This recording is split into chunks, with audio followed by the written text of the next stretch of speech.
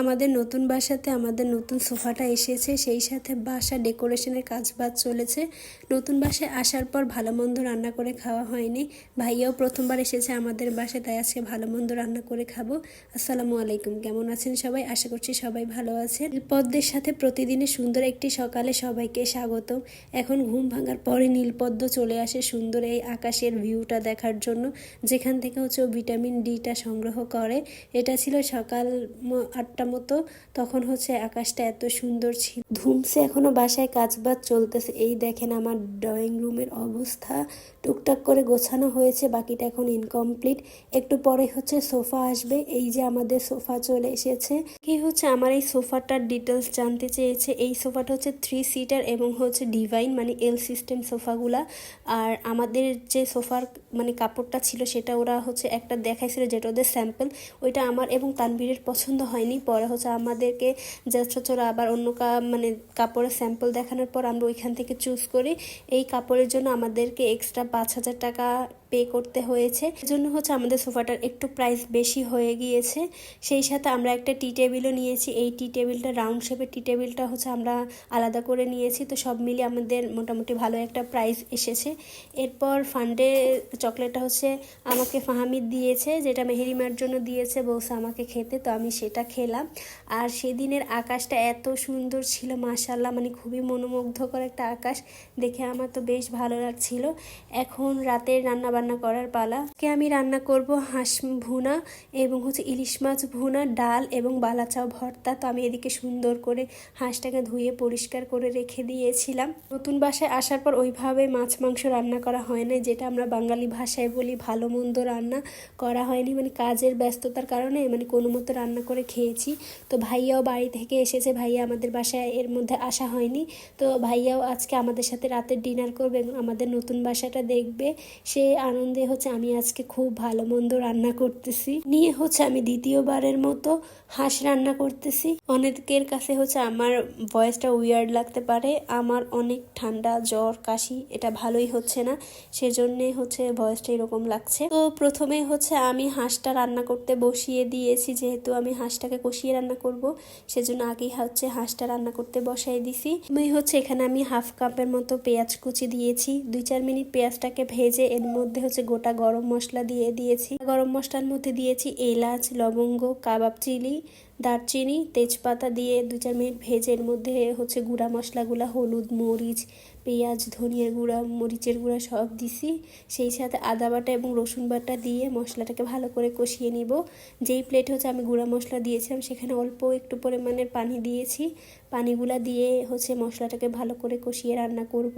হাঁস রান্না করতে হলে একটু বেশি সময় পর্যন্ত কষাতে হয়, না হলে হাঁসের ব্যাড স্মেলটা থাকে, যেটা আমি প্রত্যেক ভিডিওতেই বলে দেই। তো খুব সুন্দর করে মশলাটা কষানোর পরে উপরে যখন এইভাবে তেল বেশি উঠবে, তার উপরেই হচ্ছে মানে হাঁস যেটা ছিল আমাদের সেটা দিয়ে দিতে হবে। তবে আমি হাঁসের মাংসে হচ্ছে তেল খুবই কম পরিমাণে দিয়েছি।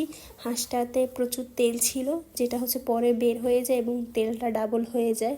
এদিকে আমি মিডিয়াম টু হাই হিটে চুলাটাকে রেখে হাঁসগুলাকে কষানোর জন্য বসাই দিছি। আমার আবার হচ্ছে রান্না করার সময় বেশি নাড়াচাড়া করতে ভালো লাগে, তো আমি হচ্ছে যখন কষাই তখন হচ্ছে একটু বেশি সময় হচ্ছে এটাকে নাড়াচাড়া করি প্রপারলি, যাতে মশলাগুলা মাছ কিংবা মাংস যেটাই থাকুক সেটার সাথে ভালোভাবে হচ্ছে মিশে যায়। এর মধ্যে আমি হাঁসে কোনো পরিমাণের পানি দেইনি। হাঁসের থেকে যে পানিগুলা বের হয়েছে সেটা দিয়ে হচ্ছে প্রথমবার হাঁসটা রান্না হয়ে গেছে। এরপর এটার মধ্যে হচ্ছে আমি অল্প কিছু পরিমাণে পানি অ্যাড করে আস্তে আস্তে করে রান্না করতে থাকি। হচ্ছে আমি ইলিশ মাছটাকে খুব সুন্দর করে কেটে মানে রেখে দিয়েছি। এখন এটার মধ্যে হলুদ, মরিচ, লবণের গুঁড়া এবং একটু সরিষার তেল দিয়ে এটাকে ম্যারিনেট করে রাখবো 10 থেকে 15 মিনিট পর্যন্ত। এটাকে হচ্ছে আমি হাত দিয়ে ভালো করে মেখে দিচ্ছি, যাতে মশলাটা মাছের এপিট ওপিট 2 পিঠে ভালোভাবে রাখে। আর এইভাবে মাছ ম্যারিনেট করে রাখলে খুব মজা হয় খেতে। এই যে আমি এখন ভয়েস দিচ্ছি, মেহেরিমা আমাকে প্রচণ্ড পরিমাণের বিরক্ত করতেছে, মানে ও হচ্ছে বিরক্ত বোধ করতেছে, যার কারণে হচ্ছে ও একটু কান্নাকাটি করতেছে। তো এক পাশে আমার মোটামুটি হাঁসটা রান্না রান্না হয়ে আসতেছে। অন্য সাইডে হচ্ছে আমি মাছটাকে একটু ফ্রাই করে নিচ্ছি। আজকে হচ্ছে আমি মাছটা একটু ফ্রাই করেই রান্না করব। খুব সুন্দর করে মাছটাকে ফ্রাই করে মশলা টশলা দিয়ে ভালো করে একটু মানে হালকা ভুনা ভুনা করেছি, মানে একটু ঝোল রাখি নাই, এরকম একটা পোড়া পোড়া টাইপের একটু মানে ভুনা করছি, শুকনা শুকনা। তো খেতে বেশ মজা লেগেছিল। মোটামুটি আমার হাঁস এবং মাছ রান্না করা হয়ে গিয়েছে। মিজান ভাই গিয়েছিল কক্সবাজার, সেখান থেকে হচ্ছে ভাইয়া আমাদের জন্য বালাচাও নিয়ে এসেছে। এই বালাচাওটা আমি কখনোই আগে ট্রাই করিনি, সবসময় ফেসবুকেই দেখি সবাই বানায় খায়। তো আজকে প্রথমবারের মতো আমি হচ্ছে বালাচাওটা ট্রাই করব। তো বালাচাও বানানোর জন্য আমি হচ্ছে কয়েকটা শুকনা মরিচ ভেজে নিয়েছি, সেটাকে ভেজে লবণ দিয়ে একটু মেখে তারপর পেঁয়াজের সাথে ভালো করে একটু মরিচ ভর্তা টাইপের বানিয়ে নিয়েছি। ভাইয়াও আগে কখনো বালাচাও খাওয়াই নাই, সেই জন্য হচ্ছে ওদের সবাইকে ট্রাই করানোর জন্য আমি বালাচাও ভর্তা বানাবো। তো এদিকে পেঁয়াজ মরিচ সব কিছু মাখা হওয়ার পরে আমি যে বালাচাওটা ছিল তো সেটা দিয়ে এটাকে ভালো করে হচ্ছে মেখে নিচ্ছি। সত্যি কথা বলতে এটা যে খুব বেশি মজা তা না, তবে আমিও শুটকি লাভার, তবে আমার কাছে তেমন একটা ভালো লাগে না, মানে আহামরি একটা জিনিস আছে না ওই রকম না, অ্যাভারেজ খেতে আসে না যে স্পেশালিটি কিছু অনেকে পছন্দ করে, তবে আমার কাছে অ্যাভারেজই লেগেছে। তো এখানে আমি সুন্দর করে সব রান্নাগুলোকে ডেকোরেশন করে নিয়ে এসেছি। এই যে খুব সুন্দর আমার সবগুলো রান্না শেষ হয়ে গিয়েছে।